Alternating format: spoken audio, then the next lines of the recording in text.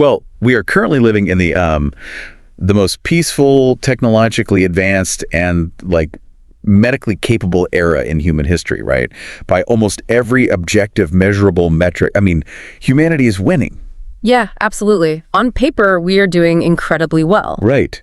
Yet, if you go out and ask the average person on the street how they feel about the future, you rarely hear words like triumph or security. Oh, not at all. Yeah, you hear words like precarious, anxious, and, well, hollow. It's like we have seemingly won the game of progress, but a lot of us feel like we are just losing our minds in the process. It really is the defining paradox of our time. I mean, we possess godlike technology, but we're navigating it with the emotional and philosophical maturity of teenagers. Yeah, which is exactly why we're here today. So welcome to today's deep dive. We are exploring a custom-tailored source document that you shared with us, which is this deeply philosophical essay titled "The Positive Legacy of Humanity, the Pearl Ledger of Mankind." It is such a fascinating text. It really is. And our core mission today is to dissect this modern paradox.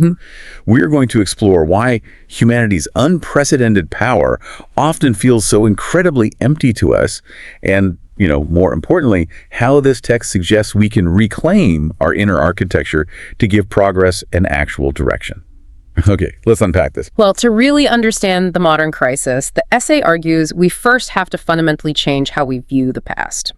It claims that our basic understanding of human history is just totally flawed because we are completely obsessed with the noise. Right, the noise being the literal explosions, I assume. The wars, the collapsing empires, plagues, assassinations, all of that. Exactly, the really loud stuff. Because when you open a standard history textbook, it reads like an action movie highlight reel of destruction, We are taught that history is basically shaped by whoever wielded the biggest sword or dropped the biggest bomb. But the author makes the case that the truly valuable elements of human history, like the forces that actually kept our species alive and moving forward, are completely silent. They don't make the headlines. No, they don't. And the text introduces this concept of an unseen pearl ledger. I just love that phrase, the pearl ledger. And the essay lists these incredibly poignant, almost invisible examples of what actually goes into this ledger. Yeah, like a mother fiercely protecting her child. Right. Or a solitary scholar dedicating their whole life to seeking a single truth. A physician quietly saving a life in the middle of the night. Or a thinker risking everything just to speak out against oppression. Yeah, these aren't the moments that get statues built in city squares, right? Yeah. But the essay insists they are the absolute bedrock of our positive legacy. We usually treat human history like a loud, explosive action movie highlight reel, but this essay asks you to look at the quiet, unseen background actors, the pearls who are actually holding the entire set together. What's fascinating here is what the author explicitly says this legacy is not. I mean, when we usually hear the phrase human legacy or human progress, our minds immediately jump to the tangible stuff. Oh, for sure. We think of the steam engine or the moon landing, splitting the atom, the internet. Right. But the text is very clear on this. This positive legacy is not merely technology. It is not discovery or mass production. Wait, really? Then what is it? The true legacy of mankind is the quiet, deliberate learning not to harm one another. It's the slow, grueling construction of justice, the elevation of human compassion over centuries. Oh, wow. It reminds me of the concept of dark matter in astrophysics. Oh, that's an interesting way to look at it. Because we look up at the night sky and we are completely captivated by the brilliant, explosive stuff, right? The supernovas, the burning stars, massive galaxies. That is the historical noise. Yeah, the loud stuff we talked about. But physicists will tell you that the vast majority of the universe is actually made of dark matter. You can't see it. It doesn't emit any light at all. But its gravitational pull is literally the only thing keeping those galaxies from just ripping apart and flying off into the void. That is a phenomenal analogy. So this essay is essentially arguing that human compassion, justice, and restraint are the historical dark matter. They are the invisible forces holding the entire structure of civilization together. Without them, there is no progress. There is just rubble. Exactly, because dark matter doesn't draw attention to itself, yet it does all the heavy lifting. The essay refers to this unseen force as the development of a consciousness of trust. It is the accumulation of millions of silent decisions where people chose to build rather than destroy. But, if this dark matter is real, if humanity actually possesses this beautiful, silent pearl ledger running in the background of our history, then why does the modern world often feel so precarious and empty? Yeah, it's a great question. If we have all this accumulated goodness, why do things feel so terrifying right now? Because, well, we have severed our connection to it. The essay diagnoses the modern condition as a severe crisis of meaning, not a lack of knowledge. Right, because our accumulation of data and knowledge has never been greater. Exactly. We are drowning in information. But there is this fatal structural mismatch in our development as a species. Technology had accelerated at blinding exponential speed, but the human heart has not deepened at the same pace. The imagery the author uses to describe this mismatch is just incredibly stark. The text notes that our skyscrapers rise higher into the clouds, but our inner world shrinks. Data centers increase in size, but our collective wisdom diminishes. Yeah, we've built these vast, unbelievable machines that can process trillions of calculations a second, but we have completely failed to mend the fragility of the human heart. And that mismatch creates what the essay identifies as the core paradox of the modern age. We have reached unparalleled technical capacity, but we have almost entirely lost our inner direction. Because of the questions we're asking. Right. The root cause of this, according to the text, is a dramatic shift in the questions we ask ourselves as a society. We have become utterly obsessed with the question, how? How to build a faster microchip. How to genetically modify a crop to yield 20% more. How to create an algorithm that keeps a user scrolling for 3 extra minutes. How to automate a supply chain. Yeah, every ounce of our intellectual capital is just poured into the how. But the question why has fallen completely silent. Nobody pauses the machinery to ask, why are we building this algorithm? Why are we automating this process? Does this actually serve humanity, or does it just serve the machinery itself? Okay, I actually need to step in and push back on this a little bit, just to play devil's advocate. Go for it. Because relying on meaning or why sounds, kind of incredibly dangerous. Meaning is highly subjective, right? The Crusaders had a lot of meaning when they marched across continents. Dictators usually have a very strong sense of meaning and why they're doing what they do. That is a very fair point. So isn't objective, cold, hard science the how actually safer? Doesn't acquiring more data and better technology naturally lead to a better world, regardless of someone's personal philosophy? Like, why does science need to be burdened with something as abstract and messy as the heart? That is the exact tension the essay is trying to resolve, and it's a really crucial distinction to make. The author isn't talking about meaning as a personal ideology or a political crusade. Okay, what do they mean then? Within the context of the essay, meaning is explicitly tied back to that Pearl ledger we discussed earlier. Sure. It's the accumulated legacy of not harming, of justice, of elevating human compassion. Oh, I see. So meaning, in this sense, is an ethical compass. Meaning is not the enemy of science. It is its direction. Meaning is not the opposite of progress. It is its ethics. So science is the engine, but meaning is the steering wheel. Exactly. Or, to use the text's specific language, science provides the light, and light is undeniably good. We need light to cure diseases, to build safe bridges, to feed billions of people. Right. But meaning determines where that light is cast. If you have a brilliantly powerful flashlight but absolutely no sense of direction, you can still easily walk right off a cliff. Yeah, it's like building a state-of-the-art self-driving car. We have perfected the engine. We have perfected the aerodynamics. The wheels are incredible. The thing can go 200 miles an hour. It's a marvel of engineering. But we completely forgot to install a navigation system. And instead of stopping to install one, we just keep pressing the gas pedal harder, hoping that moving faster will somehow solve the fact that we don't know where we are going. That is the exact structural crisis the essay points out. To use the author's framework, meaning is the inner architecture of the human being.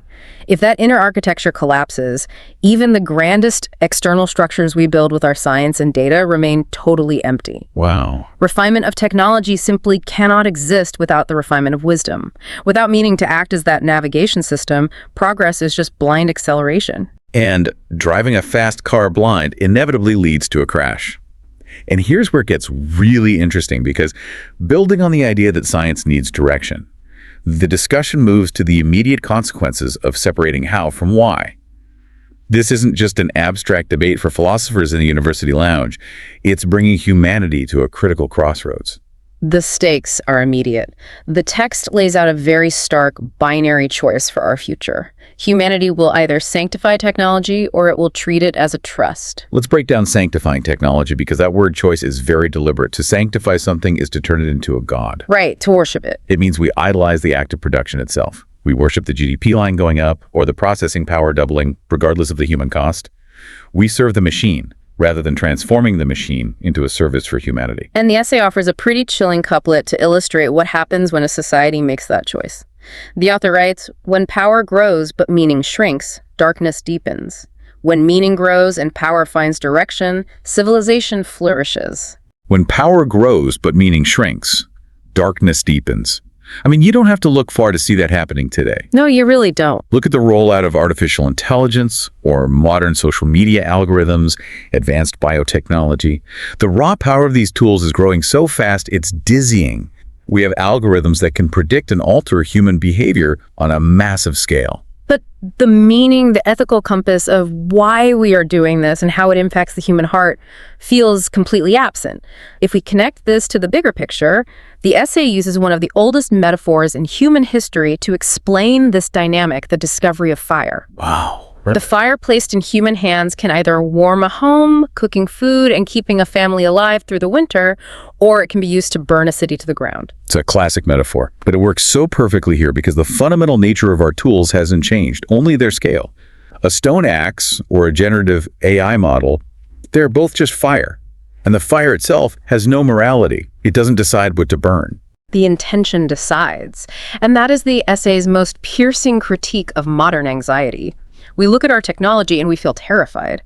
But the text emphasizes that if technology destroys today, the root cause is not the silicon or the metal or the code.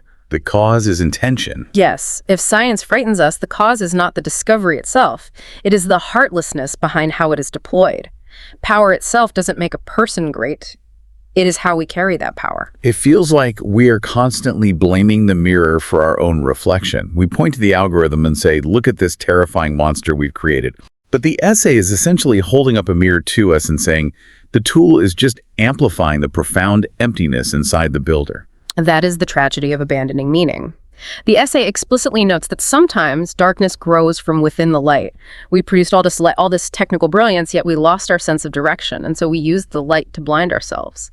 So if intention and direction are the problems, and our lack of a navigation system is driving us off a cliff, how do we actually shift our mindset to fix the direction of our hearts? How do we fix this before the fire burns the city down? The author provides a very specific, actionable, philosophical shift for this.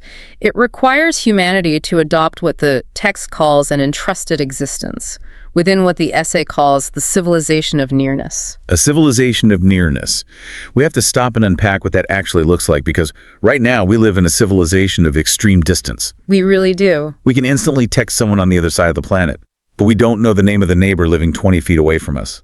We buy products from supply chains that span 6 continents, totally disconnected from the human labor that produced them. Distance breeds apathy. Nearness implies a return to relational proximity, recognizing the direct human impact of our actions. There is this really poignant, poetic imagery from the text about this. It says, "In the palm of a child lie all the pearls of history, yet we look at skyscrapers and forget the sky." Meaning, like a silent bird flies off our shoulder. It's beautiful. And to get that nearness back, to bring the bird back to our shoulder, the essay offers one single paradigm-shifting sentence.